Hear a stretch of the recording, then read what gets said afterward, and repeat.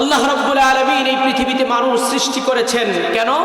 আল্লাহ তাআলা কোরআন কারীমে সূরা জারিয়াতের 56 নম্বর আয়াতে সেই উদ্দেশ্যের ব্যাপারে আল্লাহ বলেন, ওয়ামা খালাকতুল জিন্না ওয়াল ইনসা ইল্লা লিয়াবুদুন, I created man and jinn only worship to me। আমি মানুষ এবং জিন জাতি সৃষ্টি করেছি কেবলমাত্র শুধুমাত্র আমি আল্লাহ রাব্বুল আলামিনের ইবাদত করার জন্য। সুবহানাল্লাহ পড়বেন না? আমার মুসলমান ভাইয়েরা, রব্বুল আলামিন এই পৃথিবীতে সমস্ত মানুষ এবং জিন জাতিকে সৃষ্টি করেছেন কেবলমাত্র শুধুমাত্র ইবাদত হবে যার, তিনি কে?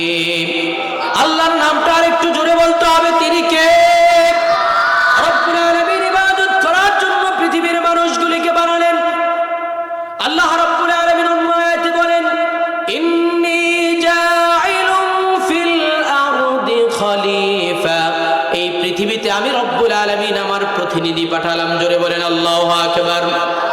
প্রিয় ভাইয়েরা আমার, আপনি ইবাদত কিভাবে করবেন, ইবাদতটা কিভাবে করবেন সেটা আল্লাহ রাব্বুল আলামিন আমাদেরকে বলে দিয়েছেন। এজন্য তিনি লাখের উপরে নবী এবং পয়গম্বর এই পৃথিবীতে পাঠালেন। জোরে বলেন সুবহানাল্লাহ। তার ধারাবাহিকতায় সর্বশেষ নবী এবং পয়গম্বর আখিরি নবী রাহমাতুল লিল আলামিন নবিয়ুনা আহমদ এবং মুহাম্মদ, সবাই পড়েন সাল্লাল্লাহু আলাইহি ওয়াসাল্লাম। আল্লাহ রাব্বুল আলামিন লাখের উপরে নবী এবং পয়গম্বর এই পৃথিবীতে পাঠালেন। তার ধারাবাহিকতায় আমার আপনার প্রিয় রাসূলকে আল্লাহ সর্বশেষ এবং সর্বশ্রেষ্ঠ নবী এবং রাসূল হিসেবে পাঠালেন। এবার দুনিয়ার মানুষগুলি কোন পথে চলবে, কোন মতে চলবে, এজন্য আল্লাহ তাআলা গাইডবুক হিসেবে তার হাবিবের উপরেই ওই শিবানী কোরআনে কারীম নাজিল করে দিলেন। প্রিয় ভাইয়েরা আমার, এই কোরআন শুনলে লাভ না লস? জোরে বলতে হবে, লাভ না লস? আপনি কোরআন শুনলে কি লাভ হবে? আল্লাহ রাব্বুল আলামিন কোরআনে কারীমে সূরা ইউনূসের 57 নম্বর আয়াতে আল্লাহ বলেন, ইয়া আইয়ুহান নাসু ক্বাদ জাআতকুম মাউইযাতুম মির রাব্বিকুম।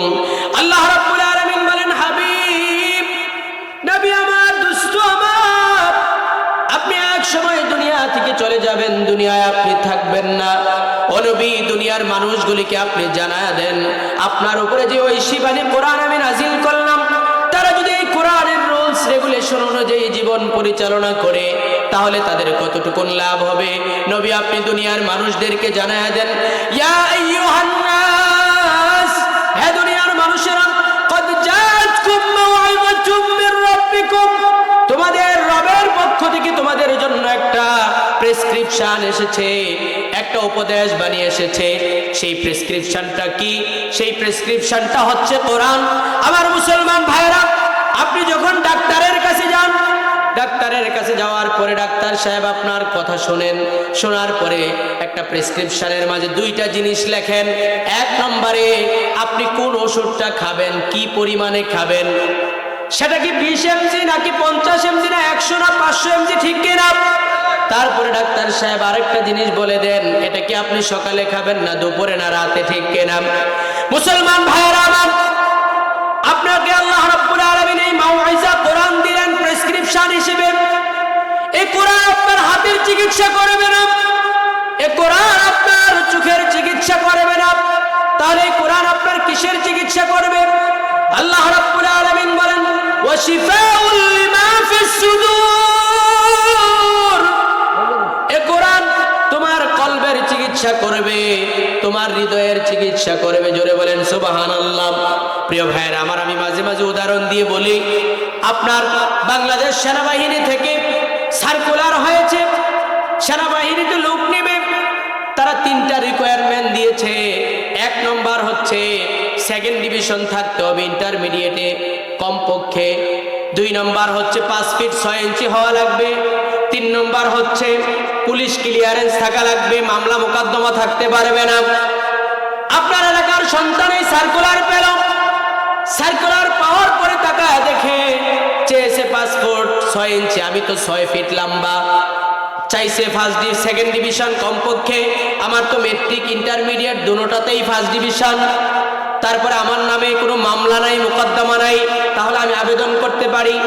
আপনার এলাকার সন্তান ওই সেনাবাহিনীতে আবেদন করল, এবার বলা হলো ঢাকা ক্যান্টনমেন্টে আগামী অমুক দিন তোমরা কাগজপত্র নিয়ে সবাই আসবে। আপনার এলাকার সন্তান কাগজ নিয়ে ক্যান্টনমেন্টে চলে গেল। এবার স্যার বলতেছে দাও কাগজ দাও। কাগজ দিল, স্যার তাকায় দেখে আমরা চাইছি সেকেন্ড ডিভিশন, এখন দেখি বেচারার ফার্স্ট ডিভিশন সব রেজাল্ট, যাও তুমি পাস। এবার বলছে পুলিশ ক্লিয়ারেন্সের কাগজ দাও, দেখে তাকায় দেখে তার নামে থানায় কোনো জিডি নাই, কোনো মামলা নাই, কিছুই নাই, যাও তুমি পাস। এবার বলছে যাও তোমার লম্বা মাপা হবে, তোমার হাইট মাপা হবে, যেখানে হাইট মাপা আছে স্কেল, সেখানে যাওয়ার পরে দেখে লেখা আছে 5 ফিট 6 ইঞ্চি, কিন্তু আপনার এলাকার সন্তান তো 6 ফিট। স্যার বলতেছে বেটা এত লম্বা কেন, নিচ দিয়ে যা, ঠিক কিনা? প্রিয় ভাইয়ের আমার, এবার আপনার এলাকার সন্তান পাস। এবার অফিসার বলতেছে বেটা তোমার সব পরীক্ষা হলো, তুমি পাস, এবার তোমার শারীরিক পরীক্ষা হবে, কাপড় খোলো। কাপড় খোলা হলো, বলল সামনে হাত দুটা বাড়ায় দাও। আপনার এলাকার সন্তান হাত দুটা সামনে বাড়ায় দিল। এবার বাম হাতটা একটু নিচের দিকে বাঁকা, সোজা হয় না। অফিসার বলতেছে বেটা হাত দুটা সামনে সোজা করতে বললাম, বাঁকা করলা কেন? আপনার এলাকার সন্তান মাথাটা নিচু করে দিল, লজ্জা পেয়ে বলছে স্যার জন্মের সময় আমার বাম হাতটা একটু বাঁকা ছিল। এবার বলেন তো দেখি, আপনার এলাকার সন্তান সেনাবাহিনীর 3টা জিনিস চাইছে, রেজাল্ট ভালো চাইছে, আপনার এলাকার সন্তানের রেজাল্ট ভালো, 5 ফিট 6 ইঞ্চি চেয়েছে, আপনার সন্তান 6 ফিট, থানায় কোনো মামলা নাই, কিন্তু হাত বাঁকা। সে কি সেনাবাহিনীতে ফিট না আনফিট? সবাই বলেন ফিট না আনফিট? তার কি চাকরি হবে ভাই? কেন? কারণ তার হাত বাঁকা। আমার মুসলমান ভাইরা, আপনি কোরআন শুনবেন, কোরআন শিখবেন, কোরআন দিয়ে জীবন পরিচালনা করবেন, তাহলে আপনার লাভ কি হবে? আল্লাহ বলেন এই কোরআন যে প্রেসক্রিপশন তোমাদেরকে আমি দিলাম, শিফাউল লিমা ফিস সুদূর, তোমাদের অন্তরের চিকিৎসায় কোরআন করবে। ও বান্দা, সমাজের মাঝে তোমার কোনো দাম নাই। আজকের মাহফিলে তোমার জন্য কোনো চেয়ার বরাদ্দ নাই, তুমি নিচে বসে আলোচনা শুনতেছ। ও বান্দা, সমাজের মানুষগুলি তোমার জন্য চেয়ার ছেড়ে দেয় না, তোমার ডাকে কেউ সাড়া দিতে চায় না, কিন্তু তোমার হৃদয়টা ভালো, তোমার কলবটা ভালো, তোমার অন্তরটা যদি ভালো হয়, আমি আল্লাহর কাছে তুমি পাস। সুবহানাল্লাহ। বান্দা, দুনিয়ায় টাকা থাকা লাগবে না, পয়সা থাকা লাগবে না, দুনিয়ায় তোমার শান মান শৌকত কিছুই থাকা লাগবে না, যদি অন্তরটা ভালো হয় বান্দা, তাহলে আমি আল্লাহ তোমারে পছন্দ করে নেব। এই কোরআন তোমার অন্তরটাকে ভালো করার জন্য এসেছে, জোরে বলেন সুবহানাল্লাহ। ও বান্দা, তোমার অন্তর যদি খারাপ হয়, তোমার টাকা থাকতে পারে, তোমার পয়সা থাকতে পারে, তোমার পদ পদবি হাজার থাকতে পারে, তোমার জন্য চেয়ার বরাদ্দ থাকতে পারে, সমাজের মানুষগুলি তোমার জন্য চেয়ার ছেড়ে দিতে পারে, কিন্তু তোমার কলব যদি ভালো না হয়, অন্তর যদি ভালো না হয়, ওই সেনাবাহিনীতে আপনার সন্তান যেমন আনফিট। আল্লাহ বলেন বান্দা, হাজার জিনিস আছে, কিন্তু অন্তরটা আমার মুখী নয়, আমার রসুল মুখী নয়, আখিরাত মুখী নয়। তোমার অন্তর যদি ভালো না হয়, এই একটা কারণে তুমি আমি আল্লাহর কাছে আনফিট হয়ে যাবে, ঠিক কিনা? এজন্য কোরআন শুনলে লাভ না লস। আমার মুসলমান ভাইয়েরা, এ কোরআন এমন এক ঐশী বাণী, মহাবিশ্বের মহাবিশ্বই এ পবিত্র কোরআনুল কারীমকে আল্লাহ তাআলা এই পৃথিবীর মানুষদের হেদায়েতের জন্য নাযিল করে দিলেন। আপনারা শিক্ষিত মানুষ, আপনারা বুঝমান মানুষ, আপনারা বুঝবেন। আপনারা যত বই পড়েছেন, এই পৃথিবীর প্রতিটা মানুষ, প্রতিটা লেখক তার বইয়ের আরজের ভিতরে একটা কথা লিখে। আমার এই বই ছাপাতে গিয়ে ভুল হতে পারে, প্রিন্টিংয়ে ভুল হতে পারে, শব্দ চয়নে ভুল হতে পারে। আমার কোনো পাঠক যদি এটাকে ভুলটা ধরা দেয়, তাহলে আমি পরবর্তী সংস্করণে এটাকে শুধরে নেব। এমন কথা বইয়ের শুরুতে লেখা থাকে কি থাকে না? আপনারা বই পড়েন নাই? একটু জবাব দিতে হবে, থাকে কি থাকে না? লেখকের আরজের ভিতরে তার দুর্বলতা দিয়ে লেখক তার বই শুরু করে দেয়। কিন্তু এই কিতাব যার পক্ষ থেকে এসেছে, যে মহান রব্বুল ইজ্জাতুল জালালের পক্ষ থেকে এসেছে। আপনি যখন কিতাবটাকে পড়ার জন্য হাতে নিলেন, তখনই দেখতে পাবেন কভার পেজ উল্টালে রব্বুল আলামিন তার নিজের প্রশংসা দিয়া এই কোরআন শুরু করে দিয়েছে। প্রিয় ভাইয়েরা আমার সাথে আপনারা সবাই পড়ুন, আলহামদুলিল্লাহি রাব্বিল আলামিন। জোরে বলেন আল্লাহু আকবার। জগৎ সময়ের প্রতিপালক রব্বুল আলামিনের জন্য সমস্ত প্রশংসা। জোরে বলেন আল্লাহু আকবার। কভার পেজ উল্টালেন, রব্বুল আলামিন তার নিজের প্রশংসা দিয়ে কোরআন শুরু করলো। দুনিয়ার সমস্ত লেখকেরা তার দুর্বলতা দিয়া বই শুরু করে। এবার আপনি যখন কোরআন হাতে নিলেন, পড়তে শুরু করে দিলেন, আপনার মনের মাঝে প্রশ্ন আসতে পারে, আরে পৃথিবীতে যত বই পড়লাম প্রতিটা বইয়ের মাঝেই তো কিছু না কিছু ভুল পাওয়া যায়, কিন্তু এই যে কোরআন হাতে নিলাম, এই কোরআনের মাঝে কোনো ভুল আছে কিনা, এমন প্রশ্ন মনে আসাটা স্বাভাবিক না অস্বাভাবিক? স্বাভাবিক। কিন্তু রব্বুল আলামিন এই সোয়ালে মুকাদ্দারের জবাব আজ থেকে ১৩,০০০ বছর আগে রব্বুল আলামিন দিয়ে দিলেন। লেখক আল্লাহ রব্বুল আলামিনের প্রশংসা দিয়ে কোরআন শুরু হয়ে গেল। এরপরের পৃষ্ঠায় যখন আপনি যাবেন, পড়তে শুরু করে দিবেন, রব্বুল আলামিন বলেন, যালিকাল কিতাবু লা রাইবা ফি, this is the book, there is no doubt. এই সেই কিতাব যেই কিতাবের মাঝে বিন্দু পরিমাণ সংশয় সন্দেহের কোনো অবকাশ নেই। জোরে বলেন আল্লাহু আকবার। প্রিয় ভাইয়েরা আমার, আল্লাহ রাব্বুল আলামিন তার নিজের প্রশংসা দিয়ে কোরআন শুরু করলেন। তারপরে আল্লাহ রাব্বুল আলামিন, একজন কারীর মনে প্রশ্ন আসতে পারে, ভুল আছে না নাই, এই প্রশ্নের জবাব আল্লাহ রাব্বুল আলামিন দিয়ে দিলেন। প্রিয় ভাইয়েরা আমার, এই কোরআনের সাথে থাকলে লাভ না লস? এই কোরআনের সাথে যারাই লাগবে তাদের মর্যাদা বাড়াইয়া দিবেন যিনি, তিনি কে? প্রিয় ভাইয়েরা আমার, এই কোরআনের সাথে যারাই থাকবে তাদের মর্যাদা রব্বুল আলামিন বাড়াইয়া দিবেন। আমার আপনার প্রিয় রাসূলকে আল্লাহ তাআলা ৩৫০০-এর উপরে মুজিজা দিয়েছেন। জোরে বলেন আল্লাহু আকবার। এর মাঝে শ্রেষ্ঠ মুজিজা একটা, তার নাম হচ্ছে কোরআন। জোরে বলেন আল্লাহু আকবার। মুজিজা হচ্ছে সমকালীন বিষয়ের উপরে যেই জিনিসটা খবরদারি করতে পারে, ওই দুর্বল জিনিসটার উপরে যেই জিনিসটা অক্ষম জিনিসটাকে সক্ষমতায় পরিণত করতে পারে, নবীদের পক্ষ থেকে যে অলৌকিক বিষয় ঘটে যায়, এটাকে বলা হয় ও মুজিজা। জোরে বলেন সুবহানাল্লাহ। আল্লাহ পাক হযরত মূসা কালিমুল্লাহকে মুজিজা দান করলেন, লাঠি।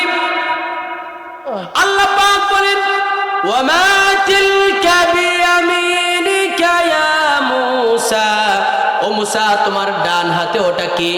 হযরতে মূসা কালিমুল্লাহ বললেন, হিয়া আসায়া, আল্লাহ এটা একটা লাঠি। আমার মুসলমান ভাইরা, রব্বুল আলামিন বলেন, মূসা এটা শুধুমাত্র একটা লাঠি নয়, এটার একটা আলাদা বৈশিষ্ট্য আছে, তুমি জানো না কি? ও মূসা, ফেরাউনের দলবল জাদুবিদ্যায় পারদর্শী, তারা মাঠের মাঝে জাদু দিয়ে হিংস্র বাঘ ভাল্লুক আর সাপগুলি তৈরি করবে। ও মূসা, তোমার হাতের লাঠিটাকে আমি আল্লাহর নির্দেশনায়, আমি আল্লাহর হুকুমে ছেড়ে দাও জমিনের মাঝে, মাঠের মাঝে। হযরতে মূসা কালিমুল্লাহ হাতের লাঠিটা জমিনে আল্লাহর নাম নিয়ে ছেড়ে দিলেন। হিয়া হাইয়াতুন তাসআ, সাথে সাথে মস্ত বড় সাপ হয়ে গেল। আল্লাহু আকবার। ফেরাউনের ওই জাদুকরদের বানানো সমস্ত সাপ আর বাঘ ভাল্লুকগুলি মূসা কালিমুল্লাহর হাতের লাঠি সাপ হয়ে সেগুলিকে গিলে ফেললো। জোরে বলেন আল্লাহু আকবার। হযরত দাউদ আলাইহিস সালামের কণ্ঠস্বর ছিল একেবারে মধুর। আকাশের পাখিগুলি তার তেলাওয়াত শুনে, জাব্বুর শরীফ যখন তিনি তেলাওয়াত করতেন, আকাশের পাখিগুলি থমকে দাঁড়ায় যেত। সুবহানাল্লাহ। নদীর মাছগুলি একেবারে ভিড়ের মাঝে, তীরের মাঝে সে ভিড় জমায়ে নিত। হযরত দাউদ আলাইহিস সালামের উম্মতেরা বড় জাইগান্টিক ফিগারওয়ালা ছিল, তারা শক্তিশালী মানুষ ছিল। পাহাড়ের পাথর কেটে কেটে, পাথরের পাহাড় কেটে কেটে তারা ঘর বাড়ি নির্মাণ করত। আল্লাহ রাব্বুল আলামিন তাদের উপরে খবরদারি করার জন্য হযরত দাউদ আলাইহিস সালামকে এমন মুজিজা আল্লাহ তাআলা দান করলেন। হযরত দাউদ আলাইহিস সালাম যখন কোনো পাথর কিংবা লোহাকে হাতের মাঝে নিয়ে এভাবে চাপ দিতেন, সাথে সাথে গলে সেটা হাতের আঙ্গুল দিয়া পানি হয়ে পড়ে যেত। হযরত সুলাইমান আলাইহিস সালামকে আল্লাহ তাআলা মুজিজা দান করলেন।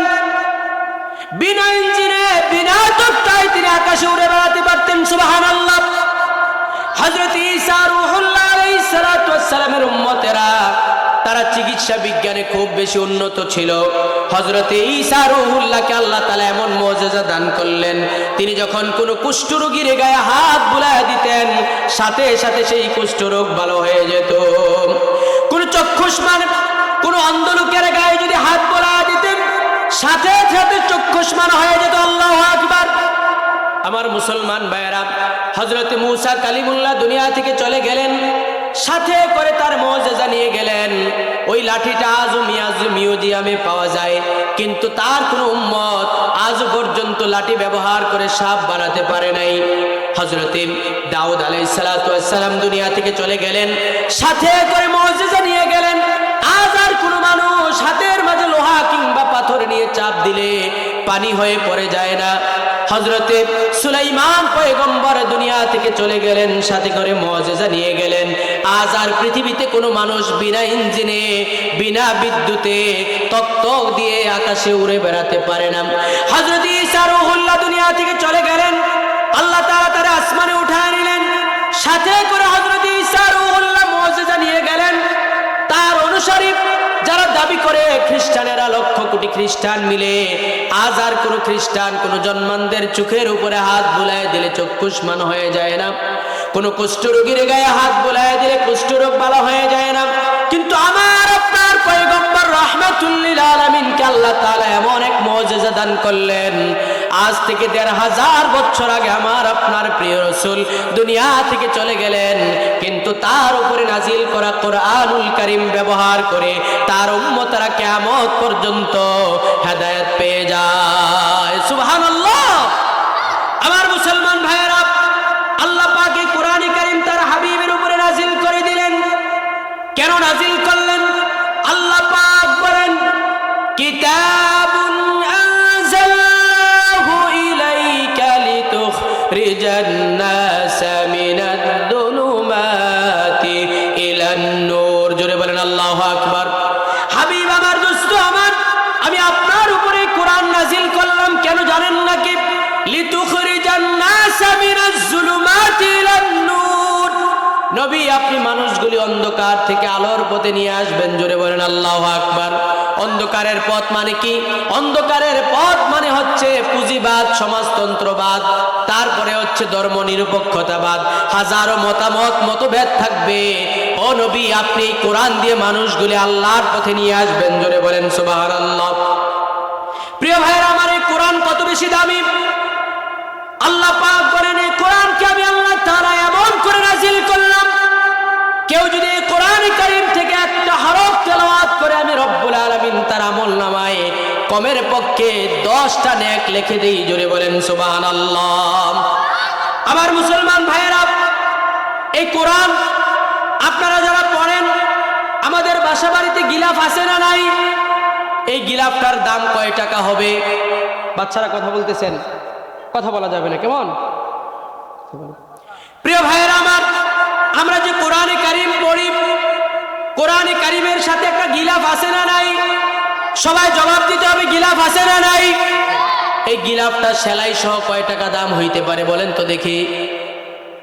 আপনারা জানেন না ভাই? একটু জবাব না দিলে তো আলোচনা করতে পারবো না। সবাই বলেন, কোরআনে কারীমের সাথে যে গিলাফটা ব্যবহার করেন, ওই গিলাফটা বাজার থেকে কিনে এনে ওইটাকে সেলাই করে যদি কোরআনের সাথে লাগায়া দেন, কয় টাকা খরচ হইতে পারে? 100 থেকে 150 টাকা, ঠিক কিনা? আমার মুসলমান ভাইয়েরা, শুধুমাত্র একটা কাপড়, ওই কাপড়টা কোরআনে কারীমের গিলাফ হয়েছে, তার মর্যাদা কত বেশি হয়ে যায় দেখুন। আপনার বাড়িতে অনেক দিনের জমানো অনেকগুলি কাপড় আলমিরার ভিতরে আছে, আপনার স্ত্রী এগুলো ধোয়ার জন্য আলমিরা যেই না খুলেছে, আলমিরা থেকে একেবারে তার গায়ের সাথে লেগে 2-1টা জামা নিচে পড়ে গিয়েছে, আপনার স্ত্রীকে সেই জামাটা উঠাইয়া তারপরে সম্মান করে চুমু খায়, এমন কথা বলেন। কিন্তু যেই না কোরআনে কারীমের গিলাফটা জমিনে পড়ে যায়, পৃথিবীর যত বড় মানুষ হোক না কেন, ওই 150 টাকা দামের কাপড়টাকে জমিন থেকে উঠায়া বুকের সাথে লাগায়, মুখে নিয়ে চুমু খায়, চোখের সাথে লাগায়, মাথায় নিয়ে নেয়। কথা বলেন ঠিক কিনা? আমার মুসলমান ভাইয়েরা, ওই কাপড়টা তো জীবন নাই, ওইটার জিন্দেগিতে কোনো বিয়ে শাদী নাই, জীবন নাই, কিছুই নাই। শুধুমাত্র জড় বস্তু একটা কাপড় কোরআন কারীমকে বক্ষে ধারণ করার কারণে এত দাম আল্লাহ রাব্বুল আলামিন বাড়ায় দিলেন। জোরে বলেন সুবহানাল্লাহ। আপনারা যে রেহালের মাঝে কোরআন পড়েন, ওই রেহালটা প্লাস্টিকের হোক কিংবা কাঠের হোক, ওই রেহালটার দাম কয় টাকা হবে ভাই? সর্বোচ্চ 200-250-300 টাকা হবে। ওই রেহালটা যদি জমিনে পড়ে যায় কিংবা কারো পায়ের সাথে লেগে যায়, সবাই মিলে ওই রেহালটাকে সম্মান করে কি করে না? প্রিয় ভাইয়েরা আমার, অথচ এই রেহালটা কাঠ দিয়ে বানানো হয়েছে। আপনি কাঠের চেয়ারের মাঝে বসে আছেন, চেয়ারকে সম্মান করেন না। আপনার বাড়িতে যে ফার্নিচার আছে, সমস্ত ফার্নিচারগুলি কাঠ দিয়ে তৈরি। কোনোদিন তো আপনি ফার্নিচারগুলিকে সম্মান করেন নাই। আপনার সন্তান না, আপনি যে জামাটা পরে আছেন, ওই জামাটাও তো কাপড়ের তৈরি। কোনোদিন তো ওই কাপড়টাকে সম্মান করেন না। ও মুসলমান ভাইয়েরা, আমাদের বিবেক কোথায় যেন হারিয়ে গেল। রব্বুল আলামিন বুঝাতে চান, ও বান্দা, কোরআন কারীমের সাথে লাগার কারণে ওই 100-150 টাকা দামের সেই জড়বস্তু কাপড়টাকে আমি আল্লাহ এত মর্যাদা দিয়ে দিলাম। কোরআন কারীমকে বক্ষে ধারণ করার কারণে, কোরআনকে বহন করার কারণে ওই 200 টাকা দামের রেহালটাকে আমি আল্লাহ এত সম্মান দিলাম। ও বান্দা, ওগুলার জীবন নাই, ওগুলা কথা বলতে পারে না, তাদের জীবনে কোনো বিবাহ-শাদী নাই, তাদের জীবনে কোনো রাজনীতি নাই, খাওয়া দাওয়া নাই, কিছুই নাই, শুধুমাত্র জড়বস্তু। এগুলির দাম যদি এত বেশি হয়ে যায়, বান্দা তুমি আশরাফুল মাখলুকাত, সৃষ্টির মাঝে সর্বশ্রেষ্ঠ প্রাণী আমি আল্লাহ তোমারে বানালাম। ও বান্দা, কোরআন কারীমকে বহন করে তুমি কি মর্যাদাবান হতে পারো না? ঠিক কি না? প্রিয় ভাইয়ের আমার, এজন্য কোরআনের সাথে লাগলে মর্যাদা আছে না নাই? যারা এই কোরআনের সাথে লাগবে তাদের মর্যাদা বাড়ায় দিবেন কে? যারা এই কোরআনের সাথে লাগবে তাদেরকে আল্লাহ তাআলা জিরো থেকে হিরো বানায় দিবে। আবার যারা এই কোরআনের সাথে বেয়াদবি করবে, ওই হিরো মানুষটাকেও জিরো বানায় দিবে। কথা বলেন ঠিক কিনা? হযরত ওমর ফারুক রাদিয়াল্লাহু তাআলা আনহুর কথা আমরা সবাই জানি। নাঙ্গা তলোয়ার নিয়ে রাসূলুল্লাহর কল্লা মুবারক আনতে যায়। হযরত ওমর ফারুক রাদিয়াল্লাহু তাআলা আনহু যখন রাসূলুল্লাহর দরবারে চলে যায়, রাসূলের কল্লা মুবারকের পুরস্কার পাবে। রব্বুল আলামিন এই কোরআন দিয়ে হযরত ওমরকে ইসলামের জন্য, দ্বীনের জন্য এমন ভাবে কবুল করে নিলেন। প্রিয় ভাইয়ের আমার, ঘটনা বলা উদ্দেশ্য নয়। হযরত ওমর ফারুক রাদিয়াল্লাহু তাআলা আনহুকে এই কোরআন এমন মর্যাদা দান করলো, নবী বলেন, আনা খাতামুন নবিয়্যিন লা নাবিয়্যা বাদি, আমার পরে কেউ নবী হবে না, রাসূল হবে না, তবে কেউ যদি নবী হতো আল্লাহ হযরত ওমরকে বানায়া দিত। সুবহানাল্লাহ, সুবহানাল্লাহ। প্রিয় ভাইয়েরা আমার, হানাফি মাযহাবের ফতোয়া হলো, কেউ যদি নবীদেরকে হত্যা করে তাহলে সে জাহান্নামী হবে, জাহান্নামের কীট হয়ে যাবে। একটা বার লক্ষ্য করুন, যে ওমর ফারুক রাসূলুল্লাহর কল্লা মুবারক কেটে জাহান্নামী হতে চায়, সেই ওমরকে আল্লাহ তাআলা কোরআন দিয়ে এমন পরিবর্তন করে দিলেন, হযরত ওমরকে রাসূল জান্নাতের সুসংবাদ প্রাপ্তদের দ্বিতীয় ব্যক্তি বানায় দিলেন। সুবহানাল্লাহ, সুবহানাল্লাহ। এজন্য প্রিয় ভাইয়েরা, এই কোরআনের সাথে লাগলে মর্যাদা বাড়ায় দিবেন কে? আবার এই কোরআনের সাথে যারাই বেয়াদবি করবে, ওই হিরোদেরকেও আল্লাহ জিরো বানায় দিবে। কথা বলেন ঠিক কিনা? প্রিয় ভাইয়েরা আমার, আল্লাহর পক্ষ থেকে কোরআন আমার কাছে, আপনার কাছে এসেছে তার হাবিবের মাধ্যমে। আল্লাহ পাক এই কোরআনকে এত দামি বানায় দিলেন। যারা এই কোরআনের সাথে লাগবে, যারা এই কোরআনের সাথে থাকবে, কোরআন দিয়ে জীবন পরিচালনা করবে, তাদের দুনিয়া এবং আখিরাতে সফল কাম করে দিবেন যিনি, তিনি কে? এজন্য বিশ্বকবি, কবি সম্রাট আল্লামা ইকবাল রাহিমাহুল্লাহ বলেন, ওহে জামানে মে মুআজ্জাজ থে হামিলে কুরআন হোকর, और तुम खर जलीलो होए तारिके कुरआन होकर। সম্মানিত তারা কোরআন বহন করে, অপমানিত, লাঞ্ছিত তোরা কোরআনকে ত্যাগ করে দিয়ে, ঠিক কিনা? যারা এই কোরআন বহন করে, কোরআন দিয়ে জীবন পরিচালনা করে, তাদের মর্যাদা দিন দিন বাড়তে থাকে। আর যারাই কোরআন থেকে, সুন্নাহ থেকে দূরে সরে যায়, তাদের দুনিয়া এবং আখিরাতে বরবাদ হয়ে যায়। কথা বলেন ঠিক কিনা? প্রিয় ভাইয়েরা আমার, এজন্য আমাদেরকে কোরআন পড়ার দরকার আছে না নাই? আপনারা কি ঘুমায় গেছেন? সবাই এবার একটু হাতটা তোলেন, একটু ঝিমানি আসছে মনে না? লিল্লাহি তাকবীর, নারে তাকবীর, নারে রিসালাত। আল্লাহ তুমি কবুল করো, বলেন আমিন। আমরা কিছু জিজ্ঞেস করলে ভাই একটু জবাব দিলে একটু আলোচনা করতে সহজ হয়। এক আওয়াজ করা যাবে না। প্রিয় ভাইয়েরা আমার, এই কোরআন যারা শুনবে, কোরআন দিয়ে যারা জীবন পরিচালনা করবে, তাদেরকে রব্বুল আলামিন দুনিয়ার জীবনকে সহজ করে দিবেন, আখিরাতে আল্লাহ তাআলা তাদেরকে সফল কাম করে দিবেন। জোরে বলেন সুবহানাল্লাহ। আমার মুসলমান ভাইয়েরা, একজন হাফেজে কোরআন যিনি হবে তার মর্যাদা কত বেশি হবে। যেহেতু আজকে ফুলতলি উত্তরপাড়া জামিয়া আশরাফিয়া মদিনাতুল উলুম মাদ্রাসার মাহফিল, এজন্য আজকে আমরা কোরআন নিয়ে কথা বলছি। ও আমার মুসলমান ভাইয়েরা, একজন হাফেজে কোরআন যিনি হবে তার মর্যাদা কত বেশি লক্ষ্য করুন। আল্লাহ রাব্বুল আলামিন এই কোরআন নাজিল করলেন 30 পারা। সবাই আঙ্গুল উঁচা বলতে হবে কত পারা? সবাই বলেন কয় পারা? আরো জোরে জোরসে বলেন কোরআন কত পারা? আল্লাহ তাআলা কোরআনে কারীম 30 পারা নাজিল করলেন। এই কোরআনে কারীমের মাঝে 6666 আয়াত আছে। উম্মত জননী জ্ঞান তাপসিনী আম্মা জান আয়েশা সিদ্দিকা হুমায়রা রাদিয়াল্লাহু তাআলা আনহার গণনা অনুযায়ী 6236টা আয়াত এই কোরআনে কারীমে আছে। আল্লাহ রাব্বুল আলামিন এই কোরআনের মাঝে নামাজের কথা বলেছেন কি বলেন নাই? সবাই বলতে হবে। রোজার কথা আছে না নাই? হজের কথা আছে না নাই? যাকাতের কথা আছে না নাই? মানুষের হকের কথা আছে না নাই? ও মুসলমান, কোরআনের মাঝে আল্লাহ তাআলা সব দিয়ে রেখেছেন, সব আছে। কিন্তু আল্লাহ তাআলা সর্বপ্রথম যখন কোরআন নাজিল করেন, কোরআনটা দীর্ঘ 23 বছরে তার হাবিবের উপরে নাজিল করেছেন। বুঝে থাকলে সবাই জবাব দেন, কয় বছরে? কত বছর লাগছে কোরআন নাজিল হতে? 23 বছরে আল্লাহ তাআলা কোরআন নাজিল করলেন। সর্বপ্রথম যে আয়াত কারিমা আল্লাহ তাআলা নাজিল করলেন সেটা কোনো নামাজের আয়াত নয়। রোজার কথা আল্লাহ আগে বলেন নাই, নামাজের কথা আল্লাহ আগে বলেন নাই, হজের কথা আল্লাহ আগে বলেন নাই, যাকাতের কথা আল্লাহ আগে বলেন নাই। আমার আপনার প্রিয় রাসূল যখন হেরা গুহায় ধ্যানমগ্ন, জিবরাইল আমিন নেমে আসলেন, এসে বললেন, ইয়া রাসূলুল্লাহ আপনি পড়ুন, ইকরা, আপনি পড়ুন। নবী বলেন, মা আনা বিকারিন, ভাই জিবরাইল আমি তো পাঠক নই, আমি পড়বটা কি? জিবরাইল আমিন আবার বললেন, নবী ইকরা, আপনি পড়ুন। নবী বলেন, মা আনা বিকারিন, ভাই জিবরাইল আমি তো পাঠক নই, আমি পড়বটা কি? আবার বললেন, নবী একই কথা বললেন।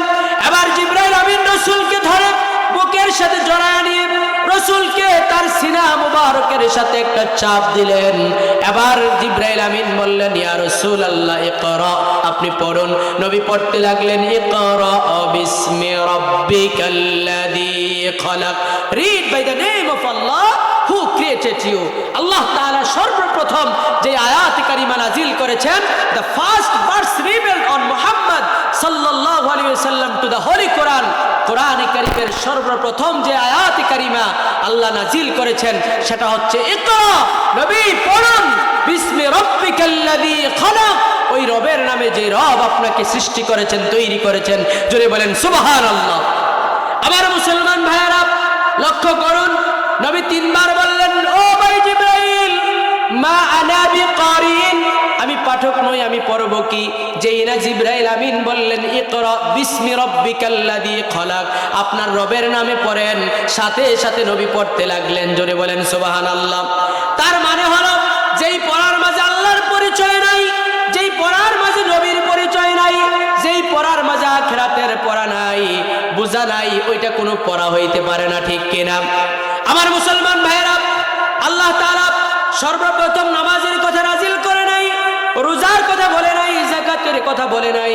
আল্লাহ বলেছেন, ইকরা, পড়ো পড়ো, কারণ পড়লেই তুমি জানতে পারবা তোমার রবকে, পড়লেই তুমি জানতে পারবা তোমার নবীকে, পড়লেই তুমি জানতে পারবে সাহাবায়ে কেরাম কারা, পড়লেই তুমি জানতে পারবে আখিরাত কি, পড়লেই তুমি জানতে পারবে মা বাবার সাথে কি আচরণ করতে হয়, পড়লেই তুমি জানতে পারবে মুরব্বী মুরব্বীদের সাথে কেমন আচরণ করতে হয় পড়লেই তুমি জানতে পারবে স্ত্রীর কি হক আছে, স্বামীর কি হক আছে, পড়লেই তুমি জানতে পারবে সন্তানের কি হক আছে।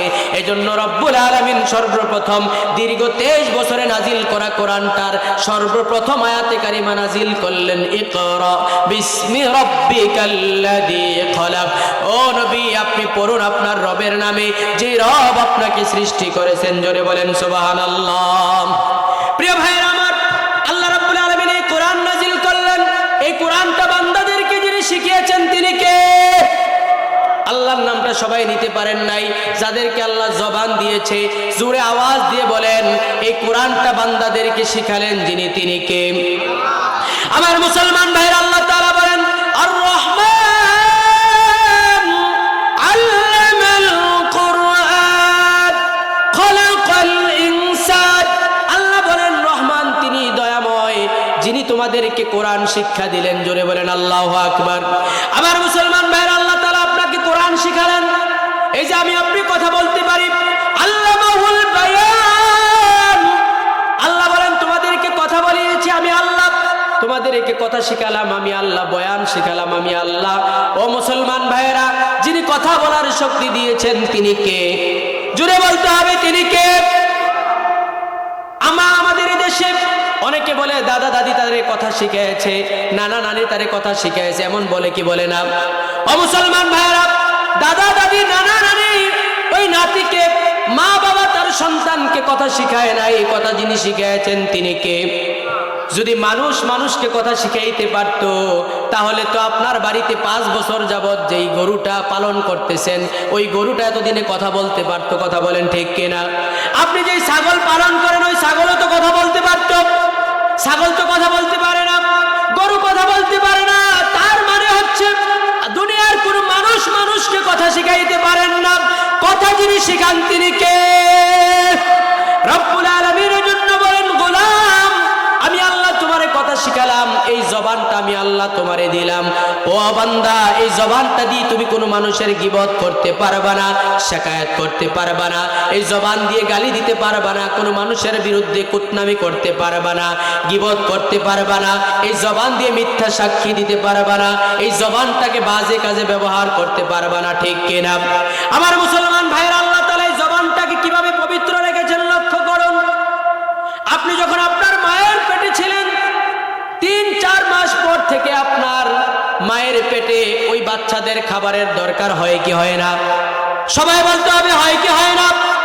মা যখন সন্তান গর্ভে ধারণ করে, গর্ভের সন্তানের জন্য খাবারের প্রয়োজন হয় কি হয় না? আমার মুসলমান ভাইয়েরা, ওই সন্তানকে মায়ের গর্ভের মাঝে খাবার কি দুনিয়ার কোনো নেতা নেত্রী পাঠিয়েছে? কথা বলেন। দুনিয়ার কোনো হুজুর পাঠিয়েছেন? দুনিয়ার কোনো মানুষ পাঠিয়েছেন? মায়ের পেটে খাবারটা যিনি পাঠিয়েছেন তিনি কে? প্রিয় ভাইয়ের আমার, মায়ের পেটে সন্তান যখন 10 মাস 10 দিন থাকে, ওই মায়ের পেটে খাবারটা আল্লাহ তাআলা কিভাবে ব্যবস্থা করলেন একটু লক্ষ্য করুন। আমার মুসলমান ভাইয়ের, আল্লাহ তাআলা আপনাকে এই জবানটা কিভাবে পবিত্র রাখলেন আমি আপনাকে বোঝাচ্ছি। রব্বুল আলামিন বলেন বান্দা, তুমি যখন তোমার মায়ের পেটে ছিলে তখন তোমার খাবারের দরকার ছিল। ও বান্দা, দুনিয়ার কোনো নেতা নেত্রী, দুনিয়ার কোনো আলেম ওলামা, দুনিয়ার কোনো পীর বুজুর্গ, দুনিয়ার কোনো মাস্টার কেউ তোমাদেরকে খাবার সেই জায়গায় পৌঁছায় নাই। আমি রব্বুল আলামিন তোমারে খাবারের ব্যবস্থা করলাম। ও আল্লাহ, কিভাবে মায়ের পেটে খাবারের ব্যবস্থা করলেন? রব্বুল আলামিন বলেন, ও বান্দা, তোমার মায়ের প্রতি মাসে একটা পিরিয়ড হয়। আমি রব্বুল আলামিন ঘোষণা দিয়ে দিলাম, তোমার মা যখন তোমাকে পেটের মাঝে কনসিভ করলো, আমি আল্লাহ তাআলা তোমার মায়ের নিয়মিত সেই মাসিকটাকে বন্ধ করে দিলাম। তার কারণে রব্বুল আলামিন বলেন, তোমার মা যখন সেই মাসিক হয়, তোমার মায়ের উপরে আমি আল্লাহ নামাজ মাফ করে দিয়েছি, তোমার মায়ের জন্য গোসল ফরজ করে দিয়েছি। ওই নাপাক পানি আর রক্তটাকে আমি আল্লাহ তাআলা তোমাকে খাইয়ে মায়ের পেটের মাঝে তোমারে জীবিত রাখলাম। আমার মুসলমান ভাইরা, রব্বুল আলামিন বলেন বান্দা, মানুষ তো খাবার খায় মুখ দিয়া, মানুষ খাবার খায় কি দিয়া? কিন্তু রব্বুল আলামিন বলেন বান্দা, তোমার মায়ের পেটে সেই নাপাক পানি আর রক্তটাকে আমি আল্লাহ তোমার এই জবান দিয়ে খাওয়াই নাই। ও বান্দা, তোমার ওই নাপাক পানিটাকে তোমার জবান দিয়ে খাওয়াই নাই। তোমাকে আমি আল্লাহ তাআলা তোমার মায়ের নাভির সাথে তোমার নাভির একটা কানেকশন দিয়া আমি আল্লাহ তাআলা ওই নাপাক পানি আর রক্তটা তোমার পেটে দিয়া তোমার জিন্দা রেখেছি 10 মাস। কেন রাখলাম? তোমার জবান দিয়ে খাবার খাওয়াই নাই। কেন? ওই নাপাক পানিটা তোমার জবানে কেন দেই নাই বান্দা? কারণ দুনিয়ায় আসার পরে এই জবানটা ব্যবহার করে আমি আল্লাহর বরত্ব ঘোষণা করবে। আল্লাহু আকবার।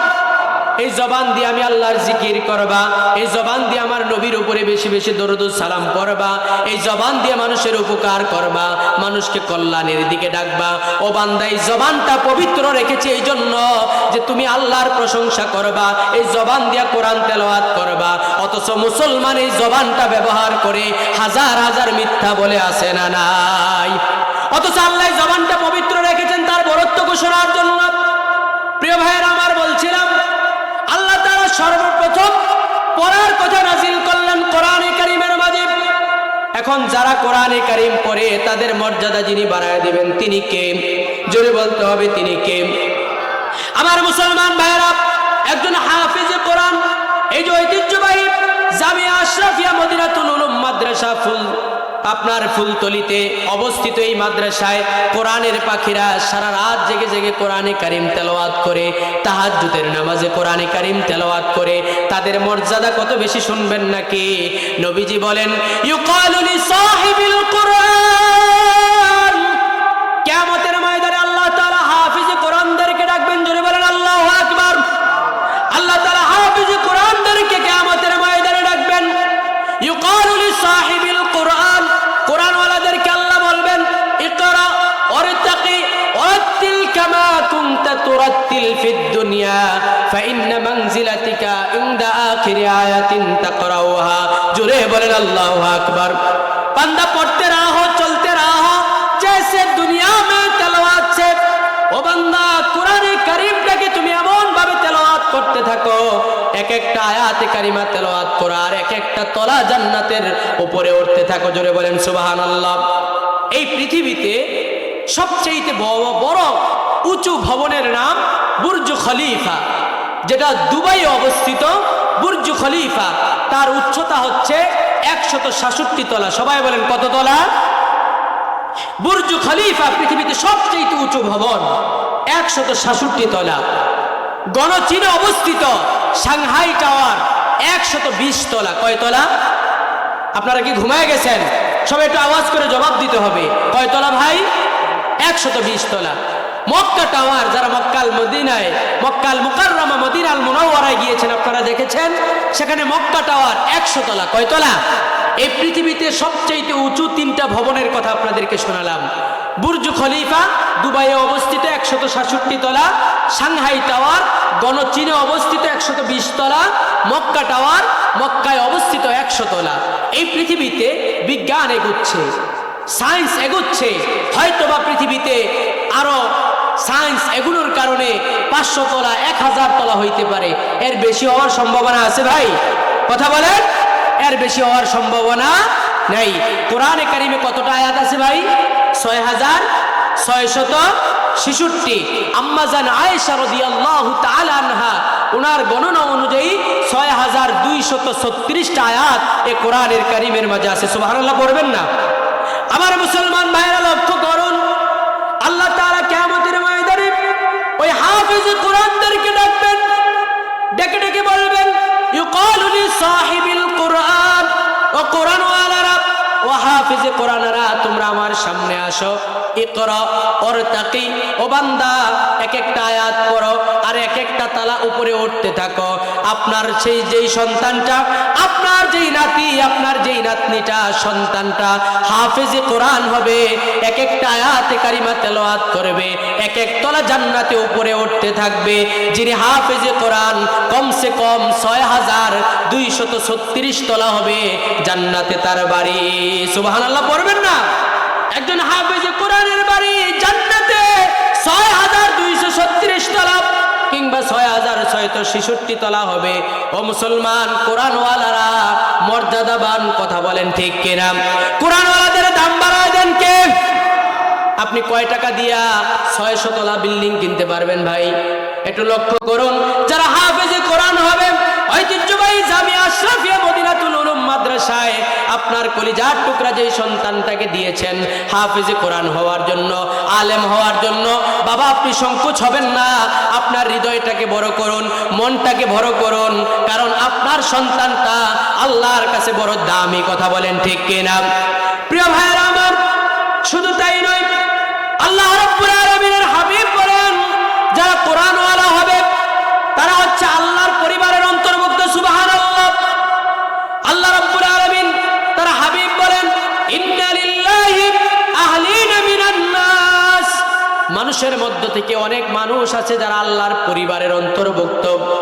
সাহাবায়ে কেরাম জিজ্ঞেস করলেন কিলা ইয়া রাসূলুল্লাহ মান হুম, তারা কারা যারা আল্লাহর পরিবারের অন্তর্ভুক্ত? নবীজি বলেন আহলুল্লাহি আহলুল কোরআন ওয়া আহলুল্লাহি ওয়া খাসাতুহু, যারা হবে কোরআনওয়ালা তারা হচ্ছে জমিনের মাঝে আল্লাহর পরিবারের অংশ। জুড়ে বলেন সুবহানাল্লাহ।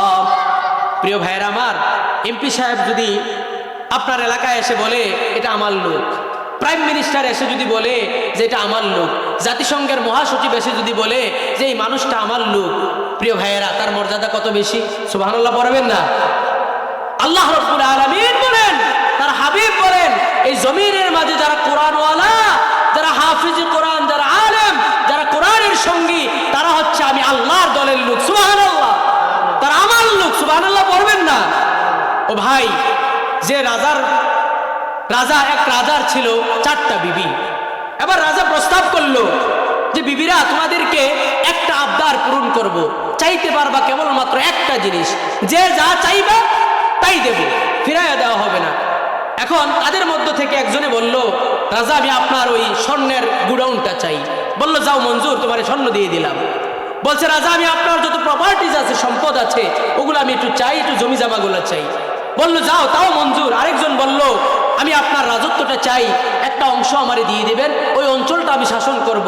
বলল যাও, তোমারে দিয়ে দিলাম। এই 4জন বিবির মাঝে একজন ছিল খুব চালাক। ওই চালাক বিবিটা বলতেছে রাজা আপনি বললেন একটা জিনিস আবদার করতে, আপনার 3জন বিবি তো 3টা জিনিস চেয়ে নিয়ে গেল, আমি কি চাইবো? আমি কিছু চাই না, আমি শুধু আপনারে চাই। সুবহানাল্লাহ পড়েন, আমি শুধু আপনারে চাই, আর কিছু চাই না। আমার মুসলমান ভাইয়েরা বলেন তো দেখি, যারা স্বর্ণ নিয়ে গেল, টাকা নিয়ে গেল, যারা একটা অংশ নিয়ে গেল, তারা কি আর কিছু পাওয়ার সম্ভাবনা আছে ভাই? কিন্তু যেই বিবিটা রাজার লোক হয়ে গেল, পুরো রাজত্বটাই তো তার। কথা বলেন ঠিক কিনা? আল্লাহ রাব্বুল আলামিনের হাবিব বলেন জমিনের মাঝে যারা কোরআনওয়ালা তারা হচ্ছে আমার লোক, তারা আমার দলের লোক। সুবহানাল্লাহ। আপনি যদি আল্লাহর লোক হয়ে যান, আল্লাহর বান্দা হয়ে যেতে পারেন, আপনার আর কোনো অভাব থাকবে না। কথা বলেন ঠিক কিনা? প্রিয় ভাইয়েরা আমার, এজন্য সন্তানগুলিকে কোরআন শিখাবার দরকার আছে না নাই? জোরে বলেন, সন্তানকে কোরআন শিখাবার দরকার আছে না নাই? বড় আফসোসের বিষয় হলো এই কোরআনে কারিমের একটা হরফ কেউ যদি তেলাওয়াত করে তাহলে 10টা লেখ লিখে দেন যিনি, তিনি কে? নবীজি বলেন মান ক্বারা হারফাম মিন কিতাবিল্লাহি ফালাহু আশরু আমসালিহা, কেউ যদি কোরআনে কারিমের একটা অক্ষর তেলাওয়াত করে রব্বুল আলামিন কমের পক্ষে তার আমলনামায় 10টা নেক লিখে দেয়। সুবহানাল্লাহ পড়বেন না? আমার মুসলমান ভাইরা, অথচ কোরআন পড়তে পারে না এমন মানুষ আছে না নাই? আমার মুসলমান ভাইরা, বাংলাদেশে ইন্টারমিডিয়েট পাস করেছে, আইএ পাস করেছে, এমন একটা ছাত্রছাত্রী আছে নাকি যারা বাংলা রিডিং পড়তে পারে না? আপনারা জবাব না দিলে তো আমি বুঝতেছি না কথা। বাংলাদেশে ইন্টার পাস করেছে, বাংলা রিডিং পড়তে পারে না, এমন ছাত্রছাত্রী খুঁজে পাওয়া যাবে ভাই? একটা ছাত্রছাত্রীও খুঁজে পাওয়া যাবে না। ইন্টার পাস করেছে কিন্তু বাংলা রিডিং পড়তে পারে না। বাংলা রিডিং না পড়লে সে মেট্রিক পাস করলো কেমনে? কথা বলেন ঠিক কিনা? বাংলাদেশে বিএ পাস করেছে, এমএ পাস করেছে, কিন্তু ইংরেজি রিডিং পড়তে পারে না, এমন কোনো মানুষ পাওয়া যাবে ভাই? আমার মুসলমান ভাইরা লক্ষ্য করুন, ইন্টার পাস করেছে বাংলাদেশে এমন কোনো ছাত্রছাত্রী পাওয়া যাবে না যারা বাংলা রিডিং পড়তে পারে না। বিএ পাস করেছে, এমএ পাস করেছে, এমন একজন ছাত্রছাত্রী খুঁজে পাওয়া যাবে না যারা ইংরেজি রিডিং পড়তে পারে না। কিন্তু বাংলাদেশে একজন নয়, দুইজন নয়, নয়, শত নয়, হাজার নয়, লক্ষ নয়, কোটি কোটি ছাত্রছাত্রী আছে, কোটি কোটি এমএ পাস মানুষ আছে যারা কোরআনে কারিমটাকে দেখে দেখে পড়তে পারে না। কথা বলেন ঠিক কিনা? এর চাইতে বড় আফসোস আমার জন্য, আপনার জন্য আর কি হতে পারে? প্রিয় ভাইয়ের আমার, রাত্র বাজে একটা, কয়টা? হঠাৎ করে পোস্টম্যান এসে বলছে যে ভাই একটু ঘুম থেকে ওঠো। হ্যাঁ সলিমুদ্দি, ঘুম থেকে ওঠো।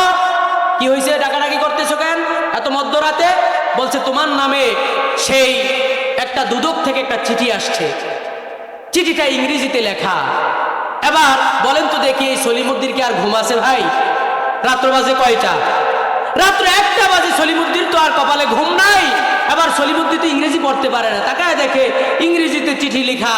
এখন ইংরেজিতে তো সে পড়তে পারে না, এখন পেরেশান হয়ে গেছে। পাশের বাড়ির সেই আব্দুল কুদ্দুস, সে কোরআন, সে ইংরেজি পড়তে পারে, ইংরেজি ট্রান্সলেশন জানে। এবার দৌড়ায় রাত্রে একটা বাজে গিয়ে বলতেছে, ভাতিজা দরজা খোলো। চাচা এত রাত্রে ডাকাডাকি করতেছেন কেন? ভাতিজা খোলো, গরম খবর। কি? একটা চিঠি পড়া লাগবে। ভাতিজা শীতের দিন বলতেছে, চাচা আপনার আর কোনো কাজ নেই, সকালে আসেন যান, রাত্রিবেলা এত রাত্রে ডিস্টার্ব করতেছেন চিঠি পড়ার জন্য। আচ্ছা বলেন তো দেখি, এই ভাতিজা যতই চেষ্টা করুক চাচারে তাড়াবার জন্য, চাচা কি ভাতিজারে ছাড়বে ভাই? কথা বলেন, ছাড়বে? কেন? বলবে ভাতিজা তোর পা গুলা ধরি, আমার জন্য দুদক থেকে চিঠি আসছে, না জানি কি হয়ে যায়, আমার সম্পদ মনে হয় বাজেয়াপ্ত হয়ে যাবে, না জানি আমার নামে মামলা হয়ে যায়, পেরেশান হয়ে গেলাম, ইংরেজিতে চিঠি আসছে। ভাতিজা আমি তো একটু পড়তে পারি না, তুমি শিক্ষিত মানুষ, এমএ পাস করেছো, আমার একটু চিঠিটা বুঝাইয়া দাও। কথা বলেন ঠিক কিনা? মুসলমান ভাইয়েরা আমার, সামান্য দুদক থেকে যদি আপনার নামে চিঠি আসে, চিঠিটা ইংরেজি ভাষায় লেখা, আপনি ইংরেজি পড়তে পারেন না, যে পড়তে পারে এই শীতকে উপেক্ষা করে রাত্র একটা দুইটা বাজে, যে পড়তে পারে তার দরজায় গিয়া হাতে পায়ে ধরে তারপরে চিঠিটা বোঝেন। অথচ কোরআন রব্বুল আলামিনের পক্ষ থেকে এসেছে। এই কোরআন কোনো হোয়াইট হাউস থেকে আসে নাই, জাতিসংঘ থেকে আসে নাই, এই কোরআন কোনো পার্লামেন্ট থেকে আসে নাই। এই কোরআন যার কাছ থেকে এসেছেন তিনি কে? ওই রব্বুল আলামিনের দপ্তর থেকে আপনার কাছে আমার কাছে এই কোরআন আসলো। অথচ এই কোরআনটা পড়ার জন্য মুসলমানদের কোনো পেরেশানি নাই। কথা বলেন ঠিক কিনা?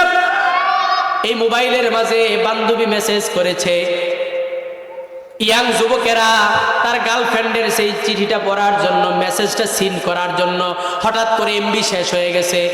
যেই বাসার মাঝে ওয়াইফাই আছে, রাত্রিবেলায় 2:30 বাজে ওয়াইফাই এর নিচে চলে যায়, সেখানে গিয়া কানেকশন দিয়া চুরি করে পাসওয়ার্ড নিয়া তারপরে কানেকশন দিয়া ওই বান্ধবীর মেসেজ পড়ে। কথা বলেন ঠিক কিনা? ও মুসলমান, অথচ কোরআনটা পড়ার জন্য কোনো পেরেশানি নাই। বন্ধুর কাছ থেকে বন্ধুর কাছে চিঠি আসতে পেরেশান হয়ে যায়, ব্যবসায়িকদের কাছে আরেক ব্যবসায়ীর কাছ থেকে কোনো চিঠি আসলে পেরেশান হয়ে যায়। মেসেজের মাঝে কি বলে দিয়েছে না জানি, কোনো গুরুত্বপূর্ণ খবর, মানুষগুলি পেরেশান হয়ে যায়। অথচ রব্বুল আলামিনের পক্ষ থেকে এই কোরআন বান্দাবান্দীদের জন্য এসেছে, এই কোরআনটা শেখার জন্য আমাদের কোনো পেরেশানি নাই। কথা বলেন ঠিক কিনা? প্রিয় ভাইরা, আমি পাস করে ফেলেছি, পাস করে ফেলেছেন, কোরআন পড়তে পারেন এমন আছে না নাই? লক্ষ লক্ষ তরুণ তরুণী যুবক যুবতী আছে যারা কোরআনটাকে পড়তে পারে না। কথা বলেন ঠিক কিনা? তারা কারা? তারা আমার সন্তান, আপনার সন্তান, তারা আমাদের ভাই, তারা আমাদের বোন। কথা বলেন ঠিক কিনা? তাহলে আমরা সবাই মিলে কোরআনটা পড়ার দরকার আছে না নাই? প্রিয় ভাইয়েরা আমার, এই তো রজব মাস একেবারে শেষ পর্যায়ে, শাবান মাস সামনে, রোজা তো চলে আসতেছে।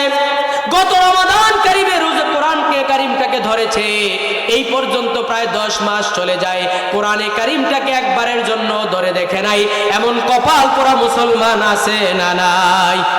আপনাদের ফুলতুলিতে মনে হয় নাই? আছে? তারা কারা? আমরা। কারা? প্রিয় ভাইয়েরা আমার, 1 বছর হয়ে যায় কোরআনটাকে আপনি ধরেন না। আপনি চিন্তা করতে পারেন কতটা কপাল পোড়া আপনি। ও মুসলমান, দুনিয়ার জীবন তো এক সময় শেষ হয়ে যাবে, দুনিয়ার জীবন শেষ হয়ে যাবে। আপনার বাবা যেদিন মারা যায়, এই দিন আপনার ঘরের খাবার কি বন্ধ থাকে? কথা বলেন। যেদিন আপনার বাপ মারা গিয়েছে ওই দিন কি খাবার বন্ধ থাকে? খাবার আরো ভালো হয়। কিভাবে? পাশের বাড়ির মানুষগুলি চিন্তা করে যে এতদিন ভালো মন্দ যাই খাইছে, আজকে বাবা মরে গিয়েছে, তাদের ঘরে তো আর পাকশাক হবে না, পাশের ঘরের তারা বাজারে যায়, তারপরে গরুর গোশত নিয়ে আসে, মুরগ নিয়ে আসে, ডাল নিয়ে আসে, সবজি বানায়া তারপরে খাবার খাওয়ায়। আপনি আপনার বাবাকে জানাজা দিয়ে বাড়ি চলে আসছেন, রাত্রিবেলায় আপনার চাচা আপনার পিঠের উপরে চাপড় দিয়ে বলতেছে, ভাতিজা বাবা মরে গিয়েছে, এটা তো আল্লাহর নিয়ম, চলেই তো যাবা, এক সময় সবাই তো চলে যেতে হবে। ভাতিজা সারাদিন কান্না করেছো, অনেক কষ্ট করেছো, আর একটু বেশি করে খাও, না হয় স্বাস্থ্য যদি ভালো না থাকে ভাতিজা চলবা কেমনে, বলে কি বলে না? তার মানে হলো মুসলমান লক্ষ্য করুন, যেদিন আপনি দুনিয়া থেকে চলে গেলেন ওই দিনও আপনার ঘরের মাঝে খাবার বন্ধ নাই, বরং আপনার সন্তানটাকে পাশের মানুষগুলি আদর করে, সোহাগ করে, পিঠে আদর দিয়া, মাথায় হাত বুলায়া বেশি করে খাওয়ায়। কথা বলেন ঠিক কিনা? তাহলে দুনিয়ার জন্য কেন এত হয়রান হয়ে গেলাম? দুনিয়ার জন্য কেন এত পেরেশান হয়ে গেলাম? দুনিয়া বাদ দিতে তো কেউ বলে না। আল্লাহ তাআলাই তো কোরআনে কারিমে আমাদেরকে দোয়া শিখিয়েছেন, রব্বানা আতিনা ফিদ দুনিয়া হাসানাতাও ওয়া ফিল আখিরাতি হাসানা ওয়া কিনা আযাবান নার। জোরে বলেন আল্লাহু আকবার। ও আল্লাহ, তুমি আমারে দুনিয়ার কল্যাণ দাও, আখিরাতের কল্যাণ দাও, আখিরাতে জাহান্নাম থেকে আমারে বাঁচায়া দাও। ও মুসলমান, দুনিয়া বাদ দিতে কেউ আপনাকে বলে নাই, কিন্তু আখিরাতের উপরে দুনিয়াকে প্রাধান্য দেওয়া যাবে? আপনি যেদিন দুনিয়া থেকে চলে যাবেন আপনার হাতের ঘড়ি খুলে ফেলা হবে, দিবে না। কথা বলেন ঠিক কিনা? ও মুসলমান, দুনিয়া থেকে যখন চলে যাবেন এই নির্মম বাস্তবতার কাছে সবাই ফেল মারে, ঠিক কিনা? সবাই অক্ষম এই নির্মম বাস্তবতার কাছে। এই পৃথিবীর মানুষগুলি মনে করেছে আমরা মনে হয় আর দুনিয়া থেকে যাব না, ঠিক কিনা? আপনি তার কোরআন দিয়ে বুঝাবেন, তারা আপনি যা দিয়ে বুঝাবেন সে মানতে চাইবে না। এমন মানুষ আছে না নাই? আপনি তার কোরআন দিয়ে বুঝাবেন, হাদিস দিয়ে বুঝাবেন, মানতে চাইবে না। এমন মানুষ আছে না নাই? এজন্য আমি মাঝে মাঝে বলি ভাই, যে এক হাদি সাহেব, তার দুই সন্তান। কয় সন্তান? একটার নাম কালো, আরেকটার নাম ধলো। এই কালো আর ধলো এতটা বজ্জাত, এতটা খারাপ, এতটা কমিনা, দুষ্টের একেবারে বদের হাড্ডি। এবার হাজি সাহেব চিন্তা করছে এই দুইটা সন্তানের মানুষ কেমনে করি। মাস্টার সাহেব আসে, আবার মাস্টার সাহেব যায়, একটা দিনও টিকতে পারে না, প্রতিদিন ডিস্টার্ব করে করে স্যারদেরকে বিদায় করে দেয়। এবার হাজি সাহেব চিন্তা করছে একজন মাস্টার ভালো দেখে আনা দরকার। একজন ভালো দেখে মাস্টার আনা হয়েছে। বলতেছে, স্যার আপনার সব দেওয়া হবে, আপনি আমার বাড়ি লজিং থাকবেন, খাবেন দাবেন, কিচ্ছু করা লাগবে না, শুধুমাত্র বদের হাত দিয়ে দুইটা আমার সন্তান কালো আর দলো এই দুইটারে মানুষ বানাবেন, আর কিচ্ছু করা লাগবে না। এবার স্যার বলছে, ঠিক আছে, আমার একটু কিন্তু বেতন টেতন বাড়াইয়া দেওয়া লাগবে।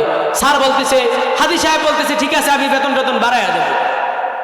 যেই না বলছে যে বেতন টেতন বাড়াইয়া দিবে, স্যার তো মহা খুশি, পড়ানো শুরু।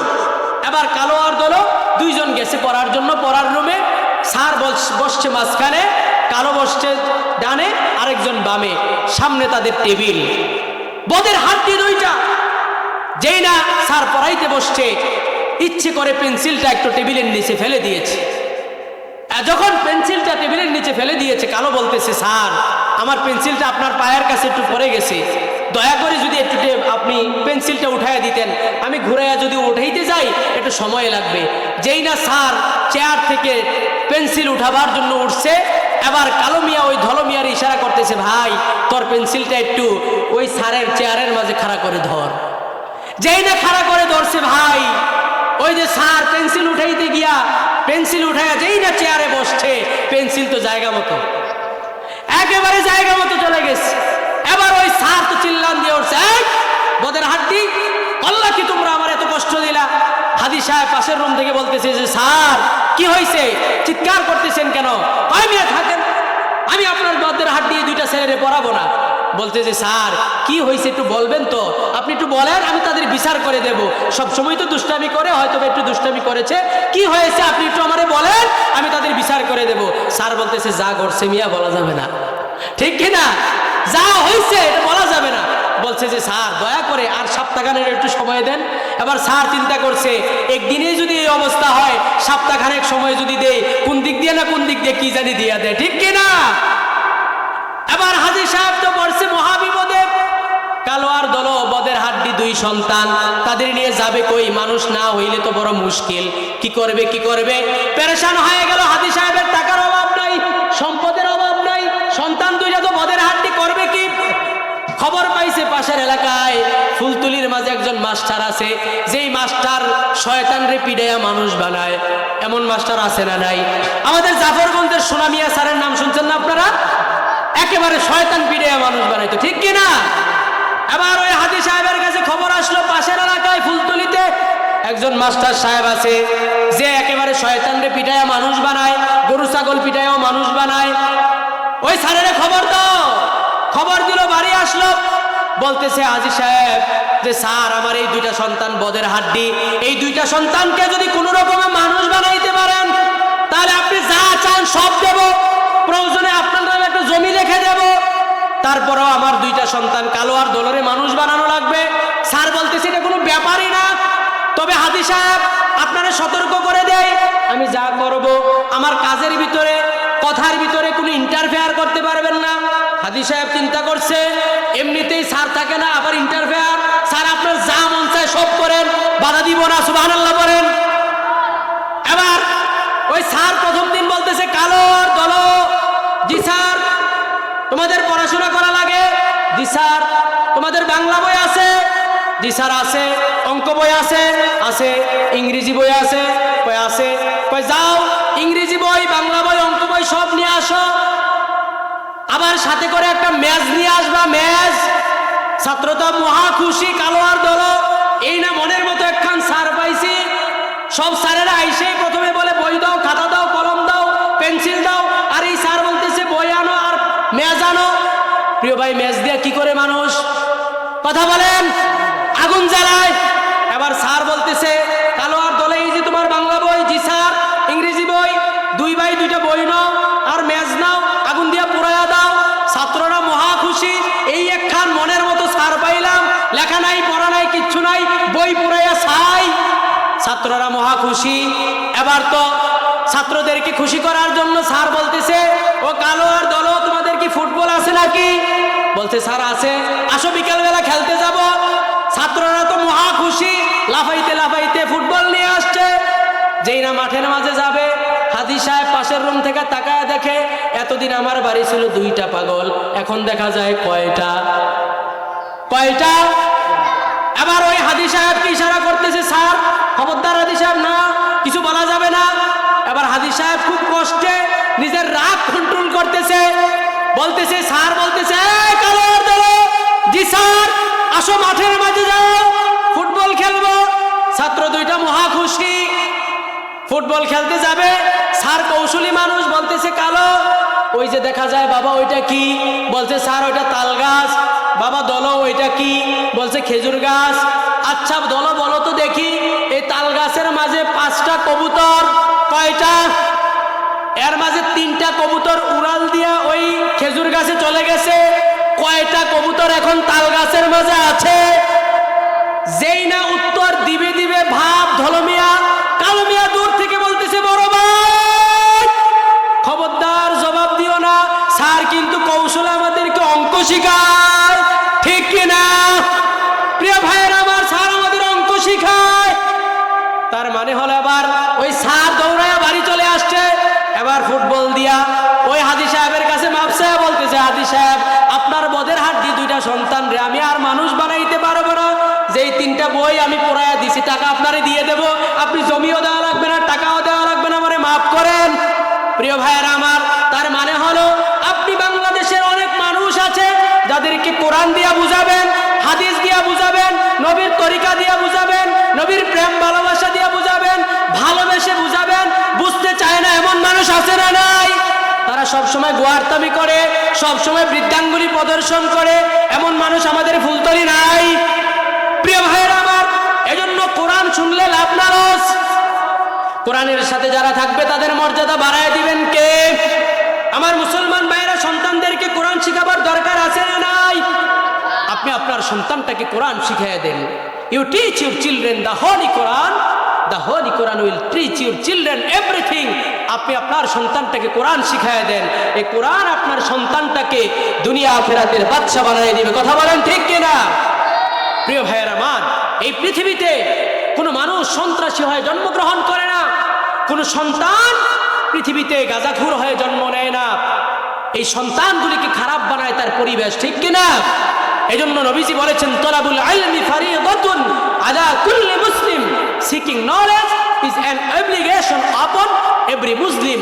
প্রতিটা মুসলমানের উপরে কোরআন শিক্ষা, হাদিস শিক্ষা ফরজ করে দিয়েছেন কে? এজন্য নবীজি বলেন খায়রুকুম মান তাআল্লামাল কোরআন ওয়া আল্লামাহ, তোমাদের মাঝে সর্বোত্তম ওই ব্যক্তি যে নিজে কোরআন শিখে এবং অপরকে শিখায়। সুবহানাল্লাহ পড়বেন না? এজন্য আপনার সন্তানকে কোরআন শেখাবার দরকার আছে না নাই? এই যে ফুলতলিতে জামিয়া আশরাফিয়া মদিনাতুল উলুম মাদ্রাসায়, এখানে আপনাদের সন্তানদেরকে দেওয়ার দরকার আছে না নাই? প্রিয় ভাই, আপনি বলবেন যে হুজুর আমরা তো কোরআন পড়তে পারি নাই, শিখতে পারি নাই, বাবা গরিব মানুষ ছিল, হাল চাষ করতো, ফজরের পরে বক্তব্যে যেতে পারি নাই, বাবার সাথে লাঙ্গলের জোয়াল ধরা লাগছে, গরুর কাঁধে হাত দেওয়া লাগছে, গরুর পিছনে পিছনে হাঁটতে হয়েছে, ময়ের মাঝে উঠতে হয়েছে, হুজুর কোরআন শিখতে পারি নাই, এই কথা বলে আল্লাহর কাছে পার পাওয়া যাবে ভাই? কথা বলেন, আল্লাহর কাছে পার পাওয়া যাবে? এজন্য কোরআন শিখার দরকার আছে না নাই? আপনার সন্তানদেরকে কোরআন শিখাবার দরকার আছে না নাই? সকাল বেলায় আপনি খাবার খেয়েছেন শুটকি ভর্তা দিয়ে, দুপুর বেলা খেয়েছেন আপনি গরুর মাংস দিয়ে, গরুর গোশত দিয়ে, রাত্রিবেলায় আপনি কাচ্চি বিরিয়ানি খেয়েছেন, ঘুমাতে যাওয়ার আগে ডেকুর দিয়েছেন, ভিতর থেকে কিসের গন্ধ আসবে বলেন তো? আপনারা বুদ্ধিমান মানুষ, বলেন তো? কাচ্চি, শুটকির গন্ধ আসবে। কিসের গন্ধ আসবে? কেন?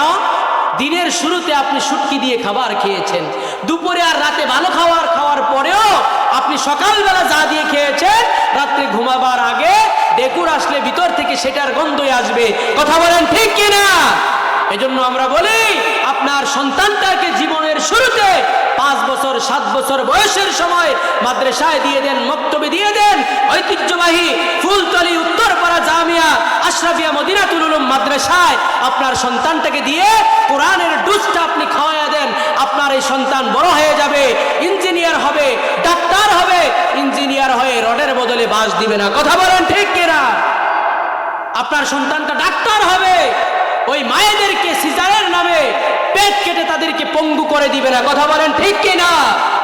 আজকে বড় বড় অফিসাররা তাদের কলমের খোঁচায় বাংলাদেশের লক্ষ কোটি টাকা তারা বেগম পাড়ায় পাঠিয়ে দিচ্ছে। কথা বলেন ঠিক কিনা?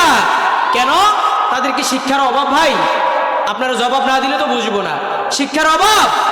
এক একজন বিসিএস ক্যাডার, এক একজন বড় শিক্ষাবিদ, অথচ তাদের কলমের খোঁচায় তারা বাংলাদেশের লক্ষ কোটি জনগণের টাকা মেরে দেয়। কেন? কারণ তাদের মাঝে কোরআনের শিক্ষা নাই। কথা বলেন ঠিক কিনা? কোরআনের শিক্ষা যদি থাকতো আপনার এই সন্তানটা ডাক্তার হতো ঠিক, যার সিজারের প্রয়োজন তাকেই কেবল সিজার করাতো, বাকিদের পেট কেটে মায়েদেরকে পঙ্গু বানাতো না। কথা বলেন ঠিক কিনা? রডের বদলে ইঞ্জিনিয়ার হয়ে বাঁশ দিত না, কলমের খোঁচায় লক্ষ কোটি টাকা মেরে দিত না। ঠিক কিনা? এজন্য আপনার সন্তানটাকে জীবনের শুরুতে আপনি কোরআন শিখিয়ে দেন। কোরআন শিখাবার মার্কাজটা কোথায়? এই যে আমাদের ঐতিহ্যবাহী জামিয়া আশরাফিয়া মদিনাতুল উলুম মাদ্রাসা, আশেপাশে আরো অনেকগুলি মাদ্রাসা আছে না ভাই? মক্তব আছে না মসজিদে? আপনার সন্তানটাকে মক্তবে পাঠিয়ে দেন, মাদ্রাসায় পাঠিয়ে দেন। এজন্য প্রিয় ভাইয়েরা, কোরআন শিখার দরকার আছে না নাই? আমরা আমাদের সন্তানগুলিকে কোরআন শিখাবো। আল্লাহ কবুল করুক, বলেন আমিন। প্রিয় ভাইয়েরা আমার, মানুষ যখন দুনিয়া থেকে চলে যায় তখন তার সব আমল বন্ধ হয়ে যায়। নবীজি বলেন ইজা মাতাল ইনসান ইনকাতা আনহু ইল্লা মিন সালাসা ইল্লা মিন সাদাকাতিন জারিয়া আও ইলমিন ইউনতাফাউ লাহু আও ওয়ালাদিন সালিহিন ইয়াদউ লাহু। জুড়ে বলেন সুবহানাল্লাহ। নবীজি বলেন মানুষ যখন মরে যায় তার সব আমল বন্ধ হয়ে যায়, শুধুমাত্র 3টি আমল জারি থাকে। কয়টি আমল?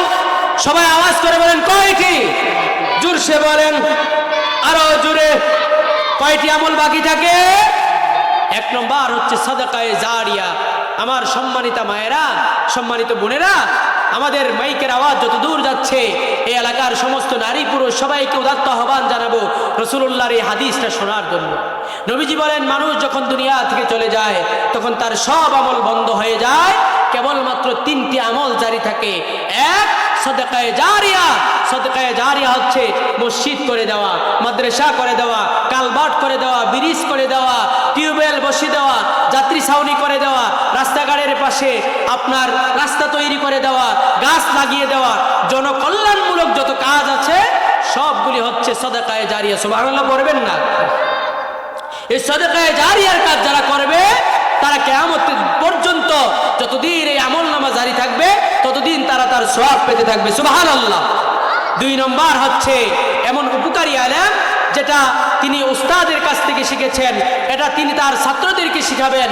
যতদিন পর্যন্ত এই শিক্ষা জারি থাকবে ততদিন পর্যন্ত এর সওয়াব তার আমলনামায় যেতে থাকবে। সুবহানাল্লাহ। 3 নম্বর হচ্ছে এমন নেক সন্তান রেখে যাওয়া যেই সন্তান তার পিতামাতার জন্য দোয়া করবে। সুবহানাল্লাহ পড়বেন না?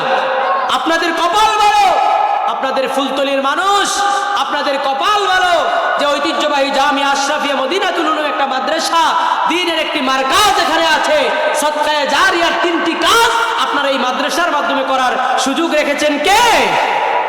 আপনি সদকায়ে জারিয়া মাদ্রাসার ব্যাপারে আপনি মনোযোগী হয়ে যান। মাদ্রাসায় কখন কিসের প্রয়োজন আপনি একটু খোঁজখবর রাখুন। মাদ্রাসার যারা প্রতিষ্ঠাতা আছে, পরিচালক আছে, তাদের সাথে আপনারা যোগাযোগ করুন। এই দায়িত্ব আছে না নাই? একজন মুসলমানের মাদ্রাসার ব্যাপারে 3টা দায়িত্ব। কয়টা দায়িত্ব ভাই? কয়টা? 3টা। 1 নম্বর হচ্ছে আতফালুল মুসলিমিন, মুসলমানদের সন্তানদেরকে মাদ্রাসায় দেওয়া লাগবে। সন্তান ছাড়া আপনার ছাত্রছাত্রী ছাড়া মাদ্রাসা চলবে ভাই? কথা বলেন, ছাত্রছাত্রী ছাড়া মাদ্রাসা চলবে? এজন্য 1 নম্বর হচ্ছে যেই এলাকায় মাদ্রাসা থাকবে ওই মাদ্রাসার প্রতি ওই এলাকার মানুষদের 3টা দায়িত্ব। কয়টা দায়িত্ব ভাই? 1 নম্বর হচ্ছে আতফালুল মুসলিমিন, মুসলমানদের সন্তানদেরকে মাদ্রাসায় দিবে। 2 নম্বর হচ্ছে আমওয়ালুল মুসলিমিন, মুসলমানদের সম্পদ মাদ্রাসায় দান করবে। ছাত্রছাত্রী আছে, মাদ্রাসা আছে, টাকা পয়সা নাই, ছাত্রছাত্রীরা খাইতে পারবে ভাই? মাদ্রাসার শিক্ষকদের বেতন দেওয়া যাবে? এজন্য মুসলমানদের সম্পদ মাদ্রাসায় দান করতে হবে। যার যতটুকু সামর্থ্য আছে ওই অনুযায়ী মাদ্রাসায় দান করা লাগবে, মাদ্রাসার উন্নয়নের কাজে সহযোগিতা করা লাগবে। 3 নম্বর হচ্ছে দুআউল মুসলিমিন, মুসলমানদের দোয়া। টাকা দিয়েছেন, ছাত্রছাত্রী দিয়েছেন, কিন্তু আল্লাহর রহমত নাই, ওই মাদ্রাসা চলবে ভাই? এজন্য যেই এলাকায় মাদ্রাসা থাকবে, যে এলাকায় মাদ্রাসা আছে ওই প্রতিটা মাদ্রাসার প্রতি আশপাশের মুসলমানদের 3টা দায়িত্ব। কয়টা? 1 নম্বর হচ্ছে আতফালুল মুসলিমিন, মুসলমানদের ছেলে মেয়েদেরকে মাদ্রাসায় পাঠানো লাগবে। 2 নম্বর হচ্ছে আমওয়ালুল মুসলিমিন, মুসলমানদের যে সম্পদ আছে, টাকা পয়সা, অর্থ সম্পদ, সামর্থ্য অনুযায়ী দান সাদাকা করা লাগবে। 3 নম্বর হচ্ছে বেশি বেশি দোয়া করা লাগবে। আল্লাহ কবুল করুক, বলেন আমিন। বলছিলাম পৃথিবী থেকে যখন মানুষ চলে যায় তখন কয়টা আমল জারি থাকে? 3টা আমল। 1 নম্বর হচ্ছে সদকায়ে জারিয়া, জনকল্যাণমূলক কাজ করে যাওয়া। 2 নম্বর হচ্ছে এমন উপকারী ইলম যেটা আমি আমার উস্তাদ থেকে শিখেছি, আমি আমার ছাত্রদেরকে শিখাবো। এভাবে কিয়ামত পর্যন্ত জারি থাকলে আমার উস্তাদের একটা অংশ শুয়ে শুয়ে কবরে পেতে থাকবে। সুবহানাল্লাহ। 3 নম্বর হচ্ছে এমন নেক সন্তান রেখে যাওয়া যেই নেক সন্তান তার পিতামাতার জন্য দোয়া করবে। সুবহানাল্লাহ। ভাই রাগ করিয়েন না, একটা কথা বলবো, রাগ করবেন আপনারা? আপনার বাবা মারা গিয়েছে, মা মারা গিয়েছে, আশপাশ থেকে হুজুর দাওয়াত করে নিয়ে এসেছেন। আপনার জোর করে যদি হয় আপনার মা বাবার কবরের পাশে গেলে হয়তোবা জোর করলে একটু চোখের পানি ওই হুজুরের আসতে পারে, কিন্তু আপনি সন্তান হিসেবে যখন মায়ের কবরের পাশে, বাবার কবরের পাশে দাঁড়াবেন তখন আপনার মনে হবে আল্লাহ আমাকে মানুষ বানাতে গিয়ে আমার মা আমার বাবা কত কষ্টই না করেছে। এ কথাগুলি বলতে বলতে আপনার চোখে পানি চলে আসবে। কথা বলেন ঠিক কিনা? এমন নেককার সন্তান থাকার দরকার আছে না নাই? ও ভাই, আপনি দুনিয়ার সব বিদ্যা আপনার সন্তানকে শেখান, আমার কোনো আপত্তি নাই। আল্লাহ তাআলা কোরআনে কারীমে বলেছেন ওয়ানাজ্জালনা আলাইকাল কিতাবা তিবয়ানাল লিকুল্লি শাই। এই কোরআনের মাঝে এমন কিছু নাই যা আমি আল্লাহ তাআলা লিখি নাই, লিপিবদ্ধ করি নাই। সুবহানাল্লাহ পড়বেন না? আপনি আপনার সন্তানটাকে physics, chemistry, biology, geology, anatomy, astronomy, human এমব্রিওলজির কথা, এগ্রিকালচারাল সায়েন্সের কথা, মেডিকেল সায়েন্সের কথা, হাজারো বিদ্যা আপনি আপনার সন্তানটাকে শিখান, আমার কোনো আপত্তি নাই। আপনি আপনার সন্তানটাকে স্কুলে পড়াবেন, কলেজে পড়াবেন, ভার্সিটিতে পড়াবেন, আমার কোনো আপত্তি নাই। কিন্তু আমার আপত্তি সেই জায়গায় জীবনের শুরুতে যদি আপনি আপনার সন্তানটাকে কোরআন না শেখান। ঠিক কিনা? আপনি যেখানে ইচ্ছা সেখানে পড়ান, কোনো আপত্তি নাই, কিন্তু কোরআনটা তো শেখানো লাগবে। ঠিক কিনা? আমি প্রায় জায়গায় বলে থাকি, আরো ছোট বয়সে ছাত্র জামানায় ঢাকাতে এক জায়গায় এক ডিসি সাহেবের বাবার জানাজায় আমি অংশগ্রহণ করলাম। ছোট মানুষ, একেবারে সামনের কাতারের দিকে চলে গেলাম, মুরব্বীদের সাথে একটু চিপা চাপায় দাঁড়ায় গেলাম। দেখতে পেলাম যে জানাজার নামাজ যখন ইমাম সাহেব শুরু করলেন আল্লাহু আকবার বলে, পিছন থেকে হাউমাউ করে কান্নার আওয়াজ আসতেছে। ইমাম সাহেব 4 তাকবীরে জানাজার নামাজ শেষ করলেন। শেষ করার পরে পিছনে ফিরে তাকায় দেখে ডিসি সাহেব হাউমাউ করে কাঁদছে। এবার ইমাম সাহেব ওই ডিসি সাহেবের হাত ধরে বুকে জড়িয়ে বলছে, ভাই আপনার বাবা আজকে দুনিয়া থেকে চলে গিয়েছে, এজন্য আপনি কান্না করতেছেন? এটা তো আল্লাহ পাকের নিয়ম, আমিও থাকবো না, আপনিও থাকবেন না, এক সময় সবাই তো চলে যেতে হবে। আল্লাহ আপনার বাবাকে নিয়ে গিয়েছেন, এজন্য মন খারাপ করবেন না।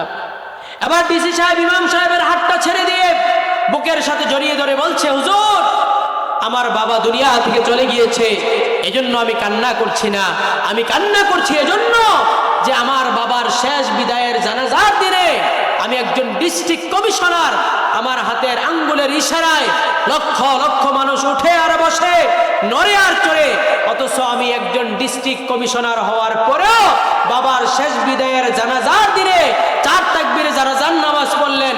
প্রথম তাকবীরে সানা পড়লাম, দ্বিতীয় তাকবীরে কি পড়তে হয় সেটাই জানলাম না, তৃতীয় তাকবীরে কি পড়তে হয় সেটাই জানলাম না, আমার ডিসি হয়ে লাভটা হইল কি? ঠিক কিনা? ও ভাই, আপনার সন্তানটা আপনি দুনিয়া থেকে চলে যাবেন, কেউ বাঁচতে পারবেন? ভাই কথা বলেন, কেউ বাঁচতে পারবেন? আমার আম্মাজিরা, দুনিয়ায় কেউ থাকবো না, সবাই আমরা চলে যাব।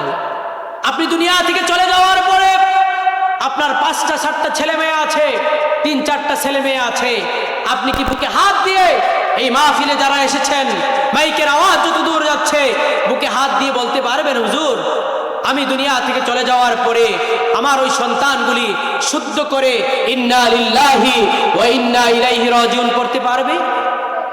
যদি পড়তে পারে আপনি ধন্য বাবা।